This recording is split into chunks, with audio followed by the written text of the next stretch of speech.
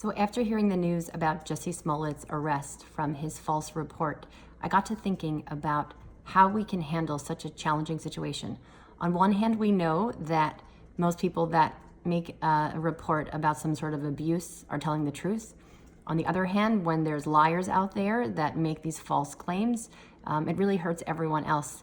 And so I don't have any conclusive answers about how to handle this, but I looked into some sources and I found something interesting.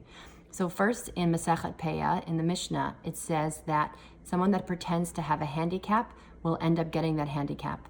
And I think the lesson that we can learn from this is that while we may not always figure out who's lying, we're not the ultimate judge and justice in the world. There is one above who is keeping track, and if a person can't get a punishment in this world, there will be a heavenly retribution. So that's number one. Number two, I think we have to look at Eshes Potiphar, the wife of Potiphar, who accused Yosef, this is Joseph, one of the 12 tribes, of raping her, and it was a false accusation. There's a fascinating story that's brought down from Otzer Ishe HaTanach.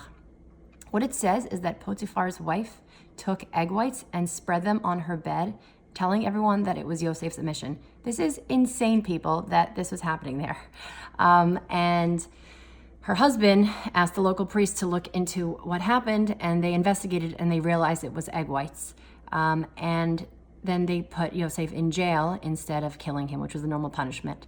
Now, while I could not even imagine that back in those days they were doing this sort of investigation like this, it's basically CSI Mitzrayim, people. There seems to be another lesson from the Torah that the evidence needs to be investigated and see what you can find. And sometimes there is evidence to look into and sometimes there's not.